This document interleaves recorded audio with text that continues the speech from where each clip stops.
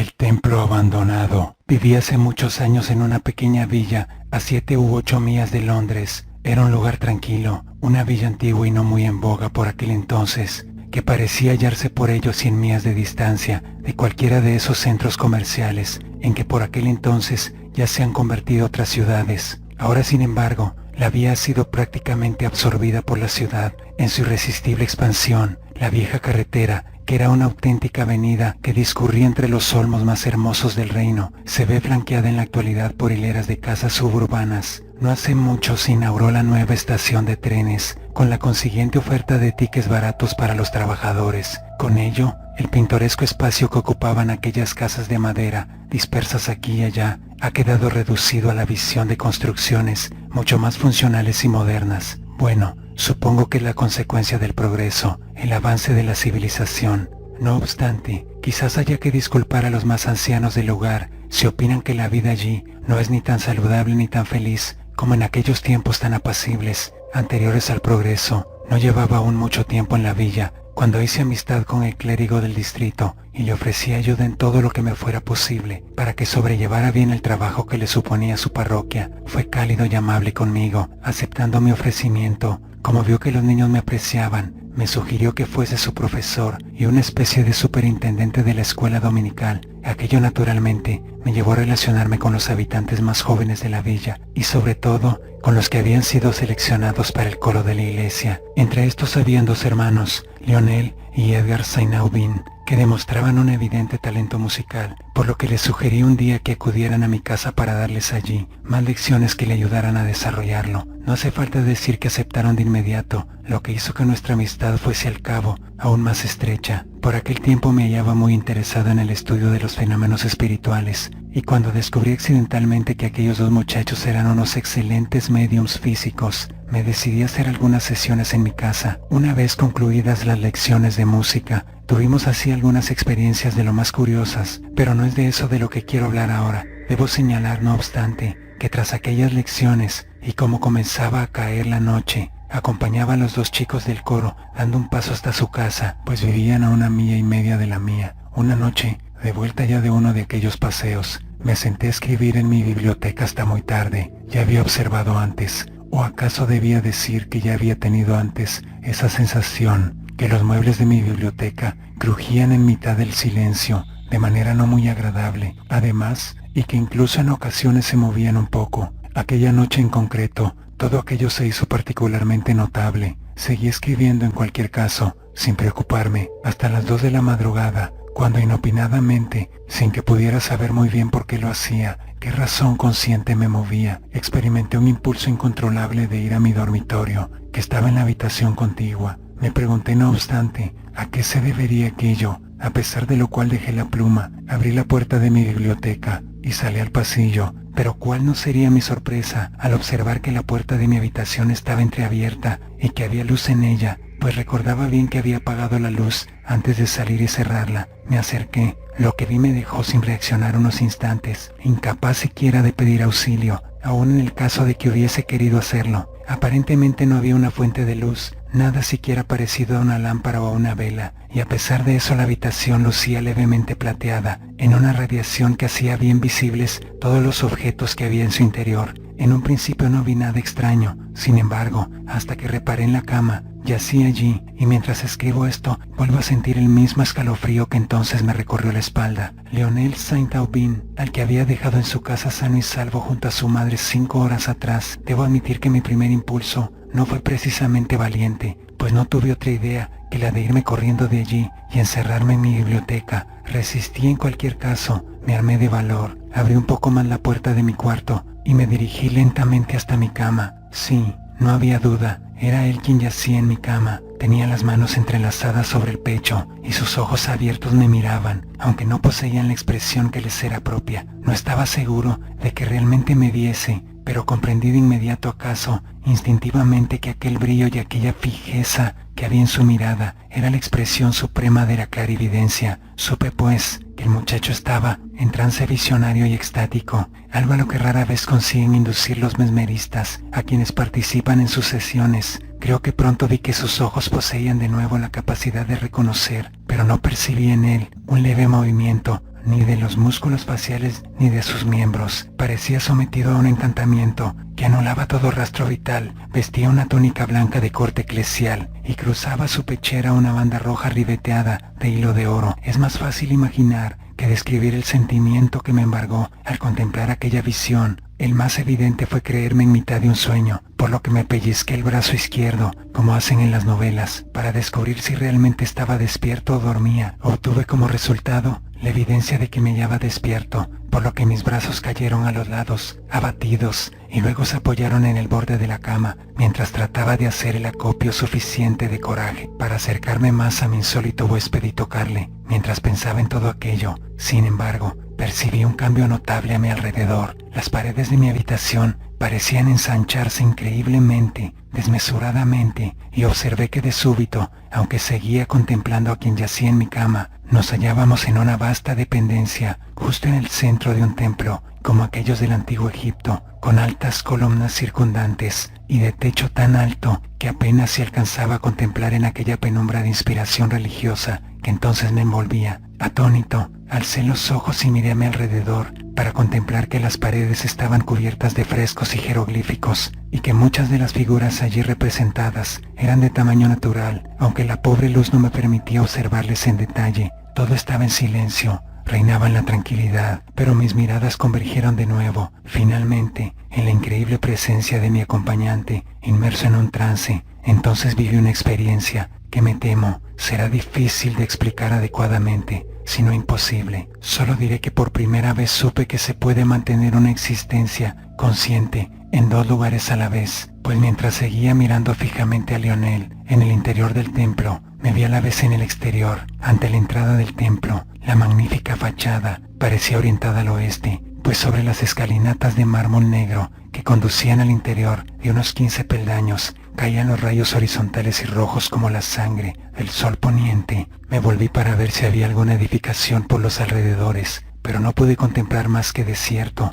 un desierto de arena que todo lo abarcaba, y solo a la derecha del templo, a considerable distancia, se alzaba un grupo de palmeras. Jamás podré olvidar mientras viva tan sobrecogedor paisaje, aquel auténtico cuadro de la desolación, el amarillo limitado del desierto, la clamorosa soledad del grupo de palmeras en la distancia, la fachada de aquel templo abandonado, sobre cuya escalinata de mármol negro caía la luz del último sol, roja como la sangre. Aquella escena se esfumó de golpe y me vi de nuevo en el interior, aunque seguía conservando la extraña y doble conciencia, pues mientras una parte de mí mantenía la postura inicial ante la cama, la otra contemplaba atentamente los frescos y los jeroglíficos de las paredes que pasaban ante mí, como si me hallase contemplando las visiones disolventes que ofrece la linterna mágica. Por desgracia, nunca he conseguido recordar bien qué expresaban aquellas pinturas, pero sí sé que eran extraordinarias, excitantes, y que las figuras representadas en ellas, además de poseer un tamaño natural, dimanaban espiritualidad, más allá de la vida. Aquella visión también cesó al poco, de modo que mi concepción no pudo seguir dividida mucho tiempo más, por lo que volví a concentrarme únicamente en la observación del cuerpo, que empero había seguido viendo en todo momento, y cuyos ojos escrutaba ahora, con mis manos apoyadas a la altura de la almohada. Así estuve, no sé por cuánto tiempo, hasta que sentí una voz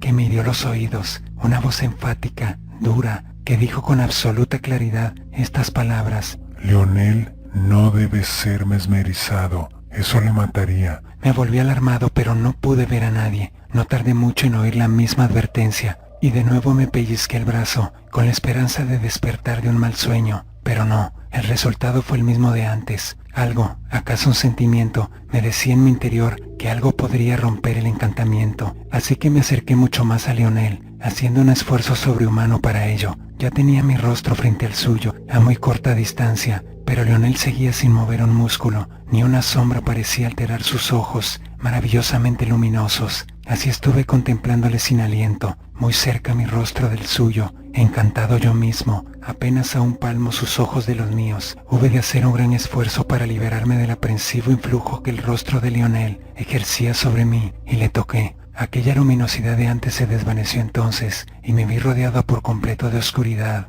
De rodillas, apoyado en el borde de mi propia cama, con las dos manos, me levanté al fin a duras penas, y poco a poco fui recobrando mis sentidos. Traté de convencerme de que me había quedado dormido en la silla de mi biblioteca, cayéndome al suelo, y de que luego tuve un sueño muy vívido a expensas del cual traté de llegar a mi habitación arrastrándome. No puedo decir que aquella explicación que me di entonces me dejase precisamente satisfecho, porque mi propio sentido común me decía que tal cosa no tenía razón de ser. En cualquier caso, decidí no trabajar más aquella noche, así que fui a la biblioteca, cerré mi escritorio, me lavé la cara con agua fría y me metí en la cama. Aunque me levanté tarde la mañana siguiente, me sentía cansado, abatido, muy débil, todo lo cual atribuía al sueño que había tenido antes de acostarme. Decidí no contárselo a nadie, sin embargo, y mucho menos a mi madre, pues si hubiera asustado, la recuerdo mirando con mucha curiosidad a la luz del día que entraba por las ventanas de la casa, las marcas que me había hecho en el brazo izquierdo, cuando me pellizqué para ver si soñaba o si dormía. Aquella tarde Leonel S.T. Aubin fue a mi casa, no recuerdo ahora a propósito de qué, pero sí que me dijo: anoche tuve un sueño muy extraño, señor. Sus palabras fueron para mí como un shock eléctrico, pero conseguí mantener la presencia de ánimo necesaria y le respondí: ¿de veras? Mira, me disponía a dar un paseo, así que ven conmigo y me lo cuentas. Lo hice en realidad porque no quería que mi madre oyese lo que Leonel pudiera contarme, pues algo me decía que ya lo sabía. Apenas salimos de mi casa, pues le urgí para que me lo refiriese todo, especialmente los detalles, y en cuanto empezó a hablar, volvieron a cruzarme la espalda los escalofríos de la noche anterior. Señor, soñé que yacía en una cama, y aunque no estaba dormido era incapaz de moverme, pero podía observarlo todo muy bien, y tenía sentimientos extraños que nunca antes había conocido. Me sentía especialmente sabio, me sentía capaz de responder a cualquier pregunta, capaz de resolver todos los enigmas del mundo, capaz de responder a cualquiera, sobre cualquier cosa. ¿Cómo yacías en esa cama, Leonel?, le pregunté. Se me erizó el vello cuando le escuché responder lo siguiente. Yacía de espaldas, con las manos entrelazadas sobre el pecho. ¿Estabas vestido como ahora? Oh no, señor. Tenía puesta una especie de túnica blanca, como la de los sacerdotes, y me cruzaba el pecho una banda roja ribeteada de hilo de oro. Era muy bonita. Imagínese, recordaba perfectamente que aquella banda que le cruzaba el pecho era muy bonita. Recordaba bien que todo le lucía hermoso, pero decidí guardarme mis recuerdos. Ya sabía que mi expedición nocturna había sido algo más que un sueño. Su experiencia lo probaba tanto como la mía. A la vez sentía yo, no obstante, la necesidad de rebelarme contra la evidencia de que nuestras experiencias habían sido comunes, y quise hallar en ella algún matiz diferente, algo que pudiera ofrecer otro significado, para escapar de las conclusiones que iban tomando forma en mi mente. Supongo que estabas en tu propia cama. Claro, dije. No, señor, replicó Leonel. Primero creí reconocer la habitación en la que estaba, pero de repente se hizo enorme a tal punto que ya no fue una habitación sino un templo muy grande, como los que vienen en algunos libros. Un templo con muchas columnas y pinturas muy bonitas en las paredes. Un sueño muy interesante, Leonel. Dije, ¿en qué ciudad se alzaba ese templo? Se hizo un silencio. No podía mirarle. Oí al fin su respuesta, la que ya conocía. No era una ciudad, señor. El templo se alzaba en medio de una gran planicie de arena, como el desierto del Sahara, que sale en nuestro libro de geografía. No se podía ver alrededor del templo otra cosa que no fuese arena, salvo unos árboles que habían lejos, a mano derecha, altos y muy bonitos pero sin ramas, como los que se ven en las fotos de Palestina. ¿Y de qué estaba hecho ese templo? De una piedra negra muy brillante, señor, pero los peldaños de la escalinata tenían un brillo de color rojo como la sangre, o como el fuego, porque caía sobre ellos el sol. ¿Y cómo podías ver todo eso, muchacho, si estabas en el interior, si yacías sobre una cama? No lo sé, señor. Todo era muy extraño. Era como si pudiese ver a la vez el interior y el exterior, y a pesar de que no podía moverme, sí alcanzaba a ver las bonitas pinturas de las paredes, aunque no era capaz de entender qué representaban. Y al fin me atreví a hacerle la pregunta que me rondaba la mente desde el principio, la pregunta que tanto me aterraba. ¿Viste a alguien en ese lugar tan extraño, Leonel? Sí, señor, dijo con los ojos brillantes. Lo vi a usted, no había nadie más que usted. Traté de reír, pero comprendí que hacerlo no sería más que una demostración de mi debilidad, así que decidí preguntarle qué hacía yo en aquel lugar de su sueño. Pues llegó usted, señor, y miró a través de la puerta entreabierta, y cuando me vio yaciente en la cama, se sorprendió mucho, y se quedó mirándome largo rato. Luego entró y se dirigió lentamente hasta la cama. Usted no hacía más que pellizcarme el brazo izquierdo con la mano derecha. Después apoyó la mano en la cama y me miró mucho rato, todo el tiempo que estuvimos en aquel templo. Mientras yo contemplaba las pinturas de las paredes, de repente desapareció aquello y usted se pellizcó de nuevo el brazo, y luego se acercó aún más a mí, para mirarme fijamente a los ojos. Parecía usted muy extraño, su mirada era casi salvaje, y sentí mucho miedo. Me dije en este punto que el muchacho tenía razón, que sin duda mi expresión había sido de lo más extraña. Se acercó aún más a mí, de manera que su cara casi tocaba la mía, y yo seguía sin poder moverme. De repente, me tocó usted con las manos, y eso me despertó. Entonces me di cuenta de que todo había sido un sueño, pues estaba en mi cama, como todas las noches. Como podrá suponerse, aquella clara confirmación de mi experiencia nocturna, y el hecho de que el muchacho fuera testigo de mi extraño comportamiento, o de mi extraña transfiguración, todo, en fin, especialmente lo que coincidía hasta en los más mínimos detalles, afectó de manera muy sensible mi mente, a tal punto que experimenté el miedo propio de un niño cuando caminamos bajo unos árboles mientras comenzaba a brillar la luna en el cielo. Hice no obstante todos los esfuerzos de que fui capaz para no demostrar semejante aprensión ante el muchacho, por lo que nunca pudo saber Lionel St. Aubin cuán importante fue para mi propia experiencia su tan curioso sueño. He relatado los hechos escrupulosa y fielmente, tal cual ocurrieron, pero ¿cómo explicarlos? Se me ocurre dos posibilidades, aunque sea difícil aceptarlas. La experiencia que tuve podría ser definida como de doble sueño, un fenómeno mediante el cual dos personas sueñan lo mismo simultáneamente, pero es posible que una de esas dos personas sea quien sueña activamente y reciba sus visiones al cerebro de la otra, como si se le impresionaran en un trance hipnótico. En tales casos, los dos participantes de la experiencia ven las mismas cosas y actúan de manera idéntica, aunque en el caso que refiero, si bien es cierto que ambos tuvimos las mismas visiones, la misma experiencia de doble conciencia, no lo es que actuáramos igualmente, pues cada uno vio al otro como éste se vio en el trance. La otra hipótesis sugiere que Lionel estuvo realmente en mi habitación, en su cuerpo astral, aunque materializándose para que pudiera verlo, o acaso lo vi porque mi mente se expandió lo necesario para que pudiera contemplarle. Era la única manera en que nuestros cuerpos astrales pudieran hacer el mismo viaje hasta el templo abandonado, a través del espacio, hasta llegar al lejano desierto. Esta hipótesis es igualmente difícil de aceptar, no obstante, y a los legos en materia de los estudios referidos a estos casos les parecerá aún más improbable que el anterior. Yo mismo creo que puede ser razonable, aunque solo parcialmente. Sí, estoy convencido de que Lionel pudo llegar, en su cuerpo astral, hasta mi habitación, y que merced a un proceso de materialización lo vi allí, en mi cama. Por lo tanto, es igualmente posible que la visión común del templo abandonado se impresionara en nuestras mentes por la acción de una fuerza mayor a las nuestras. Siempre he sospechado, desde aquel día, que hubo pues una tercera fuerza, una tercera voluntad concernida en el caso. Ahí está esa voz misteriosa que me previno a propósito de la inconveniencia de que Lionel fuese mesmerizado para dar cuerpo, una razón de ser al conjunto del enigma. Esa tercera fuerza en juego bien pudo ser la de un miembro adulto del coro, yo mismo, mi otro yo, que habiendo descubierto accidentalmente que Lionel podía ser un medium excelente, tratara de inducirlo a un trance que desarrollase su clarividencia, y que mi instinto sin embargo se rebelara a la vez contra ello, por lo que abandoné. No obstante, tras esta especulación, prefiero señalar que en cualquier caso desistí pronto de hacer cualquier experimento en el que pudiera demostrarse las capacidades que como medium tuviera Lionel, y que aquella voz no hiciera por ello, sino señalar el peso de la locura que alguna vez se me había pasado por la cabeza cometer. Puede, en suma, que aquella voz de alarma fuese realmente el objeto último de la visión, y que todo lo demás solo tendiese a impresionar con fuerza nuestras mentes para reordenarlas. Lo que ocurrió, ciertamente,